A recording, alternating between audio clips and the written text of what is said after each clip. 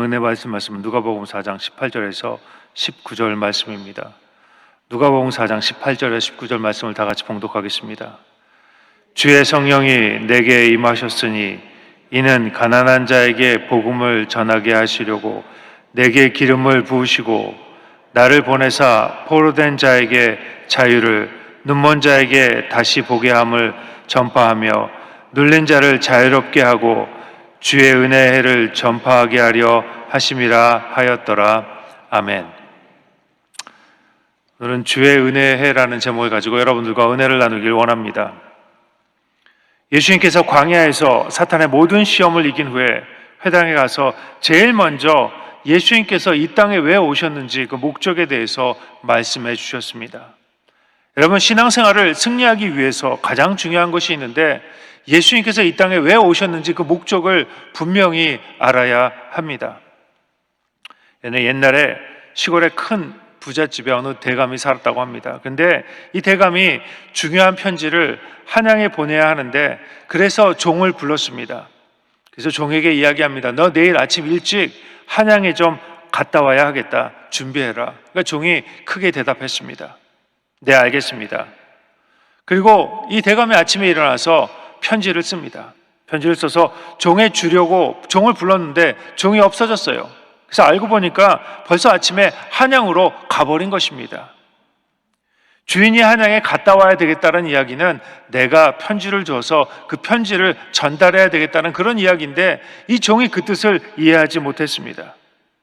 잘못 알아들은 거죠. 여러분, 우리가 신앙생활을 잘하기 위해서 성경에 나타나 있는 하나님의 뜻을 잘 알아야 합니다. 우리가 하나님의 뜻을 잘 알지 못하기 때문에 예수님을 믿지만 걱정하고 염려하고 두려워하고 고통당하고 세상 것들을 더 의지하며 살게 되는 것입니다. 우리가 정말로 신앙생활에 승리하기 위해서, 하나님의 축복을 받고 살기 위해서, 하나님께 귀하게 쓰임받기 위해서 하나님의 뜻을 잘 알아야 합니다.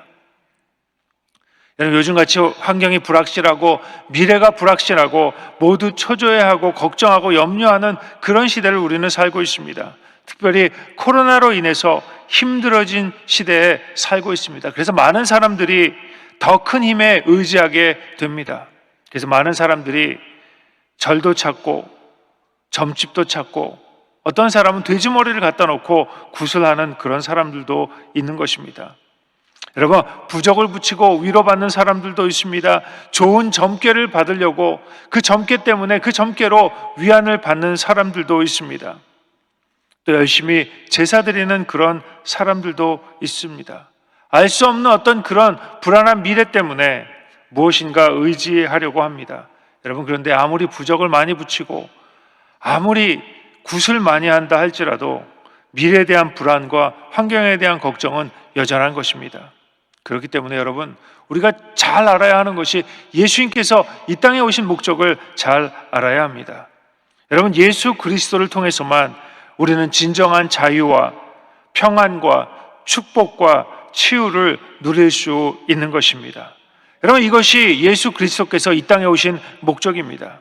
여러분, 이 세상의 어떤 것도 우리를 자유케 하지 못합니다. 어떤 것도 우리에게 평안을 주지 못하는 것입니다. 어떤 것도 우리에게 축복을 주고 치유를 주지 못하는 것입니다. 잠깐 치유되는 것 같고 잠깐 잘 되는 것 같은데 여러분, 우리 인간의 힘으로는 절대로 자유를 얻거나 평안을 얻거나 축복을 얻거나 그것을 누리고 살 수가 없습니다.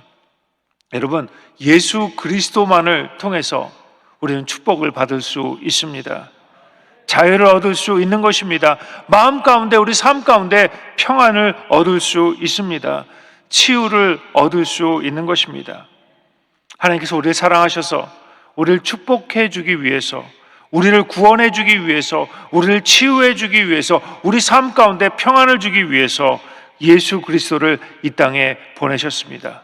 여러분, 이 하나님의 뜻을 우리가 잘 알아야 신앙생활을 성공적으로 할 수 있는 것입니다. 오늘 본문에 보면 이 예수 그리스도가 이 땅에 오신 목적을 잘 설명하고 있습니다. 누가복음 4장 18절 19절입니다. 주의 성령이 내게 임하셨으니 이는 가난한 자에게 복음을 전하게 하시려고 내게 기름을 부으시고 나를 보내사 포로된 자에게 자유를, 눈먼 자에게는 다시 보게 함을 전파하며 눌린 자를 자유롭게 하고 주의 은혜의 해를 전파하게 하려 하심이라 하였더라. 어떤 축복입니까? 여러분, 본문을 영어로 보면 이 18절이 두 가지 문장으로 이루어져 있습니다. 주의 성령이 내게 임하셨으니 이는 가난한 자에게 복음을 전하게 하시려고 내게 기름을 부으시고, 여기까지가 한 문장입니다. 그리고 거기에 마침표가 찍어 있습니다. 이것이 바로 주님께서 이 땅에 오신 목적입니다. 그리고 그 복음이 무엇인가를 설명하는 그 문장이 바로 그 다음에 나타나는 문장입니다. 나를 보내서 포로된 자를 자유케, 눈먼 자를 다시 보게 함을 전파하고 눌린 자에게 자유를 얻게 하고. 다시 말해서 주님이 이 땅에 오신 목적은 가난한 자에게 복음을 전하기 위해서 오셨다라고 말씀합니다. 그리고 그 복음의 설명이 포로된 자에게 자유를 주고 눈먼 자에게 다시 보게 함을 얻고 눌린 자에게 자유를 주게 하겠다라는 것입니다. 여러분, 인생의 모든 해결이 바로 여기에 있습니다. 그 해결은 바로 복음입니다. 가난한 인생이, 부족한 인생이, 뭔가 불안한 인생이, 뭔가 좌절과 고통 가운데 있는 그 인생이 주님의 복음으로 말미암아 부유하게 된다는 것입니다. 안 되는 인생이 되는 인생이 됩니다. 망가진 인생이 회복되는 인생이 되는 것입니다. 저주의 인생이 축복의 인생이 되고 절망의 인생이 소망의 인생이 되는 그 비결, 그것이 바로 복음입니다. 그것 때문에 예수님께서 이 땅에 오신다는 것입니다. 그 문제는 그 부유한 것을 우리는 언제나 소유로 생각하기 때문에 문제가 생깁니다. 여러분, 집을 많이 소유하고 있다고 부유한 것이 아닙니다. 제가 보니까 집이 있어도 지옥같이 사는 그런 가정이 있습니다. 여러분, 좋은 직장을 가지고 돈을 많이 벌면 인생이 부유할 것 같은데 제가 보니까 그렇더라고요. 좋은 직장 가지고도 자살하는 사람을 보았습니다. 많은 사람들이 돈을 많이 갖거나 땅을 많이 가지고 있거나 무슨 건물이 있거나 하면 부유할 거라고 생각합니다. 그래서 언제나 많이 소유하고자 노력합니다. 여러분, 우리 기도의 대부분도 그렇잖아요. 무엇을 주시옵소서, 많이 갖게 해달라는 것입니다. 여러분, 얼마나 가져야 부유합니까? 먹고 살 만큼? 아닙니다. 여러분, 얼마큼 가져야 먹고 살 수 있습니까? 여러분, 1억이 있으면 부유합니까? 근데 1억 있는 사람에게 물어보니까 그렇지 않다고 하더라고요. 아파트 한 채 있으면 부유합니까?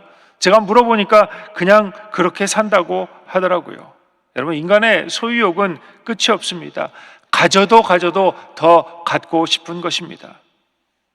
여러분, 성경은 가난한 자에게 더 많은 것을 소유하게 하시고자 주님이 이 땅에 오셨다고 말씀하지 않습니다. 가난한 자에게 많은 것을 소유하는 것이 아니라 가난한 자에게 복된 소식을 주기 위해서 우리 주님은 이 땅에 오신 것입니다. 여러분, 가난한 사람에게 진정 필요한 것은 많은 소유가 아니라, 남보다 많은 부를 축적하는 것이 아니라 복음을 소유하는 것입니다. 여러분, 복음을 소유하면 만족할 줄 알고 감사하게 됩니다. 우물가의 여인에게 주님께서 말씀하십니다. 내가 주는 물은 영원히 목마르지 않는 물이다. 한 번 마시면 다시 목마르지 않는 그런 세상적인 그런 물이 아니라 영원히 목마르지 않는 그런 물이라고 말씀하고 계시는 것입니다. 소유가 아니라 마음속에 만족을 얻는 것입니다. 여러분, 아무리 내가 많이 가지고 있어도 만족할 수 없는데 예수 그리스도의 복음이 들어가니까 내가 가지고 있는 것에 대해서 만족할 수 있는 것입니다. 기뻐할 수 있는 것입니다. 비록 무화과 나무에 아무 무화과가 열리지 않고 포도원 열매가 없고 감람나무 열매가 없고 논밭에 수확이 없고 외양간 송아지가 없어도 야훼로 말미암아, 하나님으로 말미암아 기뻐할 수 있는 능력, 축복, 여러분, 이것을 말씀합니다. 잠언 30장 8절입니다. 곧 헛된 것과 거짓말을 내게서 멀리하옵시며 나를 가난하게도 마옵시고 부하게도 마옵시고 오직 필요한 양식으로 말미암아 나를 먹이시옵소서. 여러분, 이것이 부유한 사람입니다. 여러분, 우리 안에 예수를 소유하고 살면 이것이 부유한 사람이라는 것입니다. 우리의 필요를 주님께서 아시기 때문에 그 필요를 주님께서 우리에게 채우십니다. 여러분, 내 안에 주님을 모시고 사는 순간에 나는 가난하다라는 생각이 싹 없어집니다. 주님의 은혜가 내게 족하다라고 고백할 수 있는 것입니다.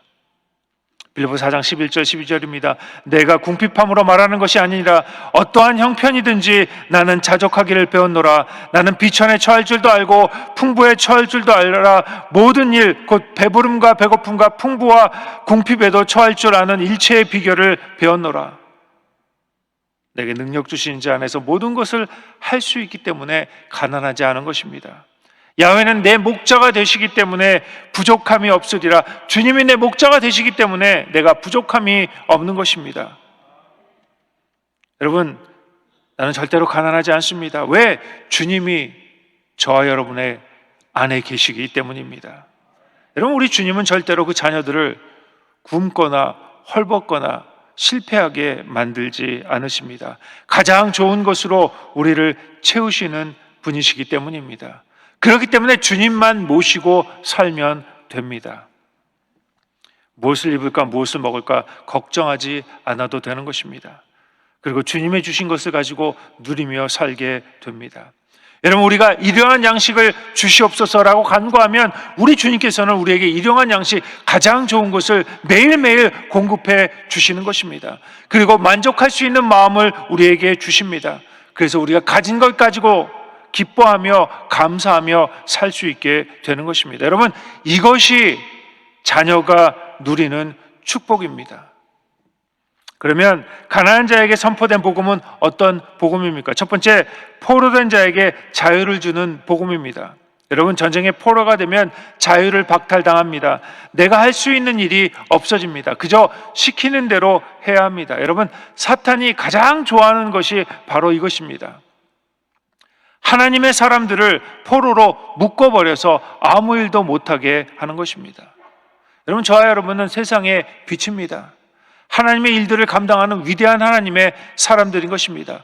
코로나로 세상이 어려워지면 어려워질수록 우리가 더 빛처럼 빛나야 하는 것입니다. 그런데 이 사탄이 우리를 묶습니다.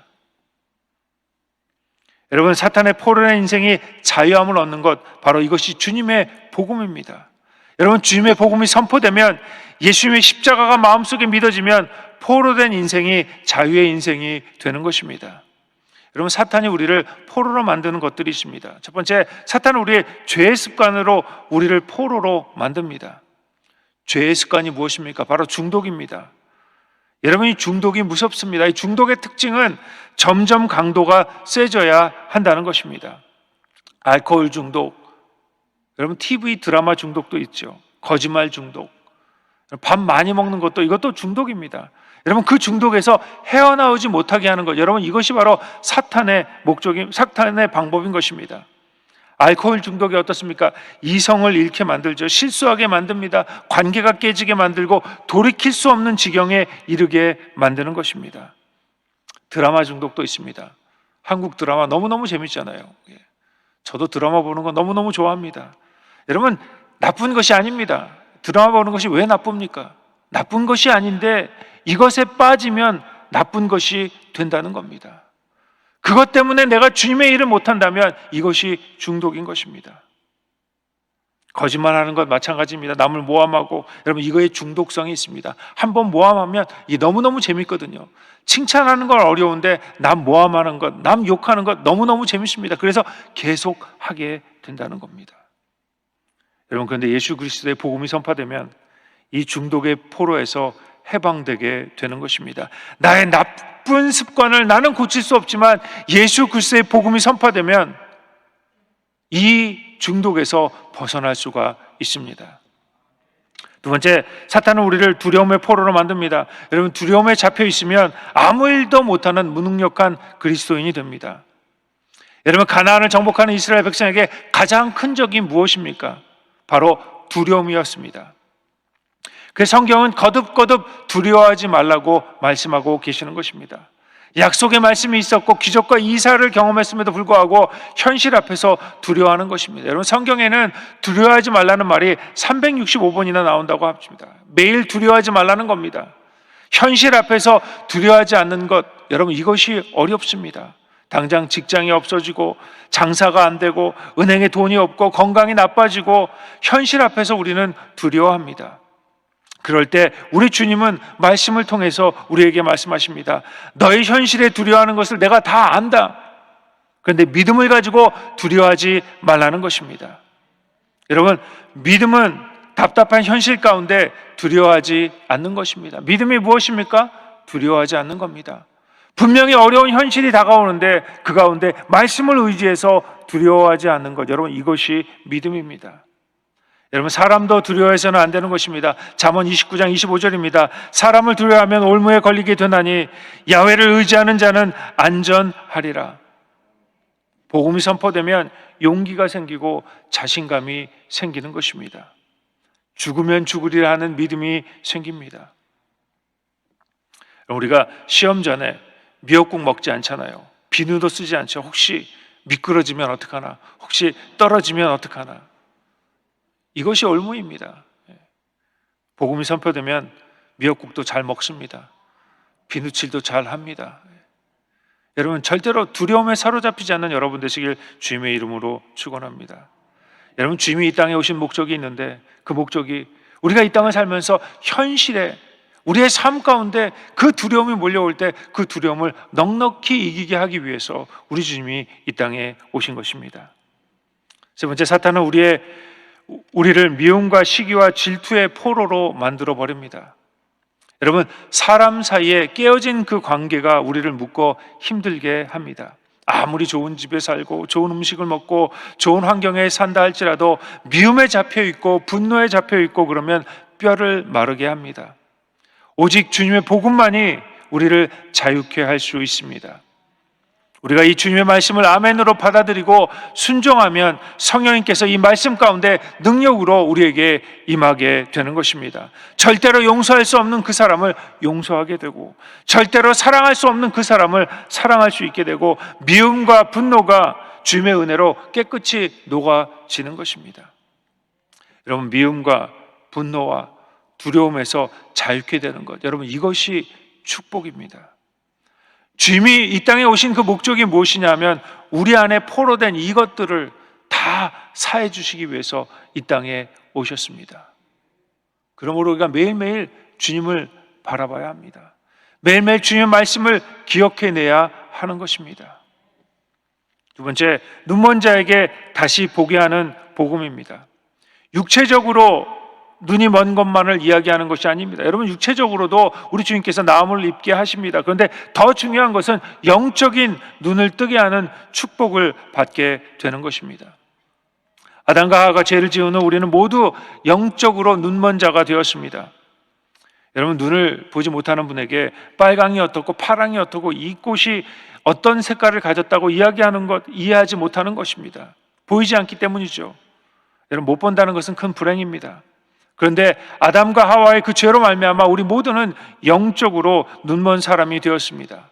그런데 예수 그리스도로 말미암아 죽었던 영이 살게 되면서 영안이 열려서 하나님이 살아계신 것이 보이기 시작합니다. 여러분, 이것이 축복입니다. 세상 사람들은 아무리 노력하고 힘을 써도 하나님 계신 것이 잘 믿어지지 않습니다. 그래서 하나님보다는 세상을 의지하고 세상을 믿고 살게 되는 것입니다. 그런데 영적인 눈이 떠지면 하나님이 보이기 시작합니다. 하나님이 준비해 놓으신 천국이 보이기 시작하고 믿어지기 시작합니다. 골로새서 2장 8절입니다. 누가 철학과 헛된 속임수로 너희를 사로잡을까 주의하라. 이것은 사람의 전통과 세상의 초등학문을 따름이요 그리스도를 따름이 아니니라. 여러분, 성경을 믿고 하나님과 함께 사는 것 고등학문을 한 사람입니다. 초등학문과 비교할 수 없습니다. 초등학문에서는 더하기 빼기를 하고 고등학문에서는 미적분 같은 것을 배우기 때문입니다. 상대가 되지 않죠. 여러분, 영안이 열린 사람은 다른 차원의 삶을 사는 사람들입니다. 가치관이 달라지고 세상을 보는 눈이 달라집니다. 인생을 사는 기준이 달라지고 하늘의 소망을 가지고 사는 사람입니다. 여러분, 이것이 기적입니다. 보이지 않는 그 하나님이 보이게 되는 것, 여러분 이것이 우리 주님께서 우리에게 주시는 축복입니다. 세 번째, 눌린 자에게 자유케 하는 복음입니다. 여러분, 세상을 살다 보면 여러 가지로 그 짐 때문에 눌려 살게 됩니다. 무거운 짐 때문에 넘어지기도 합니다. 그 짐이 너무너무 무거워서 포기하고 싶을 때도 있습니다. 가정의 짐이 있고, 생활의 짐이 있고, 개인의 짐이 있고, 그 짐을 지고 하루하루 힘들게 살아야 하는 것이 우리 인생입니다. 여러분, 특별히 코로나로 인해 무거운 짐을 지고 하루하루 보내는 사람들이 많이 있습니다. 여러분, 예수님께서 십자가에 달리셔서 우리의 모든 짐을 다 져주시겠다고 약속하고 계시는 것입니다.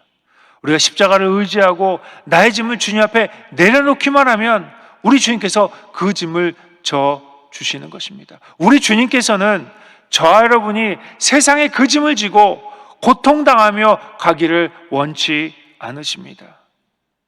눌린 자를 자유케 하는 복음, 여러분, 이것이 주님께서 십자가를 지신 이유입니다. 수고하고 무거운 짐진 자들아 다 내게로 오라.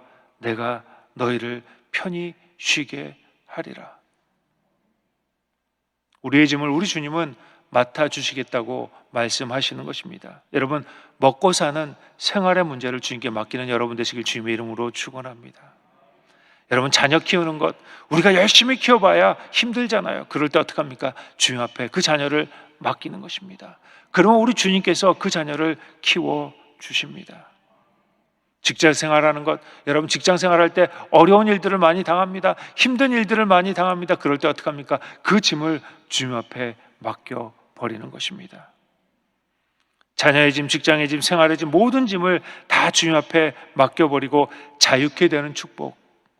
여러분, 우리 주님께서는 이 축복을 누리라고 십자가를 지신 것입니다.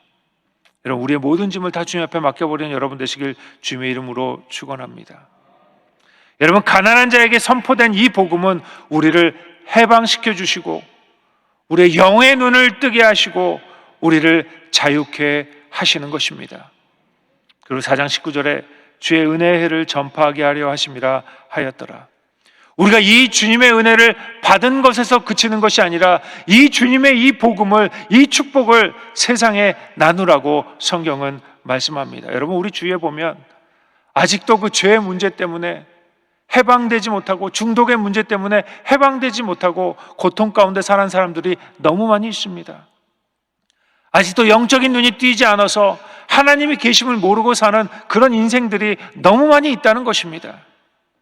그리고 세상에 무거운 짐을 지고 터벅터벅 걸어가는, 힘들게 하루하루를 살아가는 그런 인생들이 많이 있는 것입니다. 오늘 주님께서 뭐라고 이야기하십니까?